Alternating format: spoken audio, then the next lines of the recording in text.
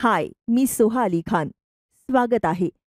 कल्पना करा प्रत्येक वेळी केसाला स्पर्श करताच कोंडा पडतो किंवा तुमचा आवडता काळा ड्रेस कोंड्यामुळे लाजिरवाणा वाटतो. होय, मी कोंड्याबद्दल बोलतीये. तुमच्या स्कॅल्पवर शांतपणे वाढणारा शत्रू जो तेलावर वाढतो आणि तुमचा आत्मविश्वास कमी करतो. तुम्ही सगळं केलं, दही, लिंबू, तेल आणि बाजारातील शॅम्पू वापरले, पण कोंडा काही कमी होत नाही. पण घाबरू नका. आज आपण त्वचारोग तज्ज्ञांच्या मदतीने कोंड्याचे खरे कारण आणि निरोगी टाळूसाठी योग्य मार्ग जाणून घेणार आहोत. चला सुरुवात करूया. डॉक्टर, तुमचे स्वागत आणि धन्यवाद. डॉक्टर, अनेकांना वाटतं की कोंडा हा फक्त कोरडेपणा आहे किंवा ती एक सौंदर्य समस्या आहे. हे खरंच एवढं साधं आहे का? नमस्ते सोहा मॅम आणि ओम शांती. खरोखरच कोंडा हा नुसता कोरडेपणा किंवा खवल्या नसून एक त्वचेचा आजार आहे ज्याला सिबोरिक डर्मॅटायटिस असे म्हणतात. ह्या आजारामध्ये तेल आणि वॅक्स प्रोड्यूस करणाऱ्या ज्या ग्रंथी आहेत त्या खूप प्रमाणात कार्य करतात आणि जास्त प्रमाणात वॅक्स प्रोड्यूस करतात. त्यामुळे काय होतं की त्वचेवर लालपणा येणं, खाजखुजली येणं, बुरशी चढणं हे प्रकार होतो. आणि ही जर कंडिशन योग्य वेळी ट्रीटमेंट घेऊन ट्रीट नाही केली तर फ्युचरमध्ये खूप जास्त प्रमाणात केस गळती, बुरशी येणं आणि पिंपल्स हा प्रकार वाढू शकतो. कोंडा हा फक्त कोरडेपणा नाही हे आपण समजून घेतलं. पण डॉक्टर, कोंड्याने त्रस्त असलेल्या लोकांनी डॉक्टरांचा सल्ला कधी आणि का घ्यावा? हा खूपच चांगला प्रश्न आहे. जेव्हा लोकांनी खूप काही घरगुती उपाय अँटी डॅन्ड्रफ शॅम्पू वापरून पाहिलेले आहेत आणि त्यांना कुठलाही रिझल्ट आलेला नाही. आणि मी आधीच्या वेळेस जे बोललेली आहे की त्वचेवर लाल चुरकुत्या येणं, खवले चढणं, बुरशी चढणं, खाज येणं आणि खूप काही केस गळत आहेत आणि खूप टक्कल पडत आहे असं तुम्हाला दिसते. वारंवार तुम्ही उपाय करून थकलेला असणार तर तुम्हाला त्वचारोग तज्ज्ञांकडं जाऊन दाखवलंच पाहिजे. कारण त्वचारोग तज्ज्ञच तुम्हाला हे जी लक्षणं आहेत त्याचे मूळ कारण शोधून सांगू शकतात. हे कारण फक्त ही जी लक्षणं आहेत फक्त सिबोरिक डर्मॅटायटिसमध्येच दिसतात का असं नाही, तर ही लक्षणं सोरियासिसमध्ये पण दिसू शकतात. सोरियासिस पण हा एक त्वचेचा एक आजार आहे. आणि दुसरं की या दोघांचं कंबाईंड रूप ज्याला सिबोसोरियासिस म्हणतात त्यामध्ये पण अशी सेम लक्षणं दिसतात. तर त्याचं योग्य निदान आणि त्याचं मूळ रूट कॉज हे फक्त तुमचा त्वचारोग तज्ज्ञच करू शकतात. डॉक्टर, घरगुती उपाय बहुतेक वेळा कोंड्यावर परिणाम करत नाहीत. कोंडा एवढा हट्टी का असतो? हे झटपट उपाय काम का करत नाहीत? घरगुती उपाय हा योग्य उपचार पद्धती नाही.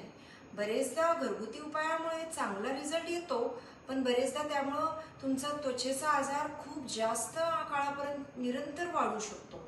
त्यामुळे जो घरगुती उपाय इझिली करू शकतो आणि सहजरित्या करू शकतो असा करायला पाहिजे. तुमच्या टाळूचे जर तुम्हाला आरोग्य ठेवायचे असेल आणि जपायचे असेल तर सगळ्यात सोपा उपाय म्हणजे त्याला दरवेळेस आणि दर दिवशी जसा तुम्हाला कोंड्या खवल्या चढत आहेत, म्हणजे काही जणांना 2 दिवसांनी खवल्या चढत आहे तर क्लीन केलं पाहिजे, म्हणजे धुतलं पाहिजे, केस धुतले पाहिजे आणि टाळू पण स्वच्छ केली पाहिजे. काही जणांना समजा 3 दिवसांनी होते ते 3 दिवसानंतर धुतलं पाहिजे. असं आठवड्यातून 2दा-3दा असं कित्येक महिने तुम्हाला हे वारंवार करावं लागेल. असं नाही की मी दर आठवड्यातून 2दा-3दा केस धुत आहे आणि टाळू धुत आहे तरी मला कोंडा होत आहे, मी असं 2-3 महिने केलं आणि मी थांबावं असं नाही आहे.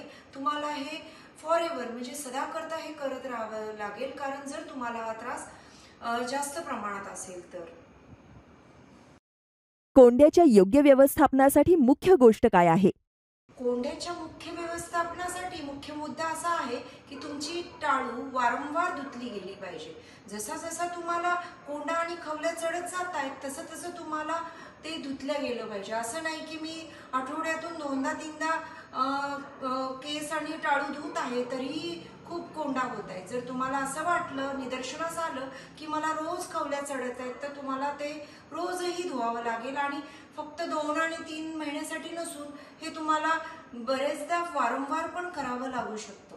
आणि आणखी एक महत्त्वाचा मुद्दा असा आहे जो सुरुवातीला गमतीशीर वाटू शकतो, तो असा की सर्वांनी खूप शांत, आरामदायक म्हणजे रिलॅक्स आणि हॅप्पी म्हणजे खुश राहिलं पाहिजे. याचा डायरेक्ट आणि सरळ संबंध हा कोंडा बनण्याशी आहे, जे मी तुम्हाला नंतर समजावून सांगेन. लोकांनी स्कॅल्पचे आरोग्य टिकवण्यासाठी कोणती काळजी घ्यायला हवी? जर तुम्हाला टाळूचे आरोग्य जपायचे असेल तर तुम्हाला एका गोष्टीकडे विशेष ध्यान दिलं पाहिजे. ती म्हणजे तुमच्या सीबम आणि वॅक्स प्रोड्यूस करणाऱ्या बनवणाऱ्या ज्या ग्रंथी आहेत त्या का ओव्हर रिएक्टिव्ह जास्त का कार्यरत आहेत, ह्या मागचं कारण तुम्हाला शोधावे लागतील. आणि ह्याच्या मागे भरपूर काही कारणं आहेत. बरेचदा अनुवांशिकता, बरेचदा हार्मोनल म्हणजे हार्मोन्स म्हणजे तुमच्यामधले रसायनामध्ये बिघाड होऊ शकतो. तुमची जीवनशैली चुकीची असू शकते, तुमचं खानपान चुकीचं असू शकते, अनिद्रेने तुम्ही त्रस्त असू शकता, किंवा डिप्रेशन, टेन्शन, स्ट्रेस ह्या गोष्टी तुम्हाला असू शकतात, किंवा तुम्ही जे वापरणारी त्वचेची जे प्रोडक्ट्स आहेत, कॉस्मेटिक प्रोडक्ट्स जे तुम्ही वापरता ते चुकीचे तुम्ही वापरत असू शकता. तर आपण एकावर आपण एक उपाय पाहूया की पहिल्यांदा तर तुम्हाला टाळूचे आरोग्य जपायचं आहे. त्यासाठी तुम्हाला रोज स्वच्छता ठेवणं टाळूची गरजेचं आहे. जरीही तुम्हाला असं वाटलं की मला रोज टाळूवर खवल्या चढत आहे, मग मी रोज कसं धुवू, तर असं नाहीये. जर तुम्हाला टाळूंवर खवल्या चढत असतील तर तुम्हाला ते टाळू स्वच्छ केलाच पाहिजे. 1 महिना, 2 महिना, 3 महिना असं नाही, तर वारंवार जशा पद्धतीनं तुमच्या टाळूवर खवल्या चढत असतील त्यानुसार. दुसरा आहे की हार्मोनल चेकअप, म्हणजे तुमच्यामधले रसायनामध्ये काही बिघाड आहे का, मग असेल तर त्याचं ब्लडद्वारे रक्त तपासणी करून चेक करून तुम्ही तुमच्या त्वचारोग तज्ज्ञांना कन्सल्ट किंवा दाखवू शकता. तिसरं तुमचं डाएट, तुमचा आहार खूप शुद्ध सात्विक पाहिजे. शक्यतोवर बाहेरचं तुम्ही खाऊच नका. घरचं शुद्ध सात्विक ग्रीन व्हेजिटेबल्स म्हणजे हिरव्या पालेभाज्या, फळं, जे जे ऋतूनुसार वेगवेगळी फळं जी निसर्गाने बनवलेली आहेत ते चांगले राहील. तुमची झोप 8 तासाची शांत हवी. परत तुम्ही कुठलेही घातक आणि एकदम कठोर असं त्वचेला त्रास देणारे स्किन केअर प्रोडक्ट्स तुम्ही स्वतःहून वापरू नका. SLS पॅराबिन फ्री प्रोडक्ट्स वापरा आणि तुमच्या जवळच्या त्वचारोग तज्ज्ञांना तुम्ही ते दाखवा. आणि मेन महत्त्वाचं म्हणजे रोजच्या जीवनशैलीमध्ये तुम्ही योगा, प्राणायाम आणि एक्सरसाइज, व्यायाम हे प्रकार चालू ठेवा. आणि तुम्हाला जर खूप शांत, सुखी, आनंदी राहायचं असेल त्याच्यासाठी तुम्हाला ध्यान प्रणाली अवलंबन करावे लागेल. ध्यान प्रणालीचं त्यासाठी तुम्हाला राजयोग मेडिटेशन, ज्याला राजयोग ध्यान प्रणाली फार सहजरित्या कुठे पण, कधी पण, केव्हा पण आणि निशुल्क सगळीकडे शिकवली जाते, त्याचा अवलंब केला पाहिजे. तुम्ही खूप हॅप्पी राहिले पाहिजे, खुश राहिले पाहिजे, तुम्ही खूप पॉझिटिव्ह थिंक केलं पाहिजे. असं नाही की मला वारंवार कोंडा होतोय आणि मी सोरियासिसमुळे होतोय का कुठल्याही कंडिशनमुळे होतोय आणि मला त्याचा उपाय नाही सापडत, असं काही एक नसते. तुमच्या जीवनशैलीत चेंजेस करून त्याच्यावर तुम्ही मात करू शकता. आणि प्रत्येक संकटाला काही ना काही उपाय असतोच. त्यामुळे योग्य सल्ला तुमच्या जवळच्या त्वचारोग तज्ज्ञांकडून घ्या आणि खुश राहा. ओम शांती. तर कोंडा हा केवळ खवले किंवा खाज यापुरताच मर्यादित नाही. तो सेबोरिक डर्मायटिस किंवा मुरमांसारख्या समस्यांचे संकेत देतो. कोंड्याचा त्रास होण्याची वाट पाहू नका. त्वचारोग तज्ज्ञांचा सल्ला घ्या आणि तुमच्या स्कॅल्पसाठी योग्य उपाय शोधा. तुमच्या डॉक्टरांचा योग्य सल्ला घेऊन कोंडामुक्त रहा आणि आत्मविश्वासाने पुढे जा. तुमची त्वचा, तुमची कथा.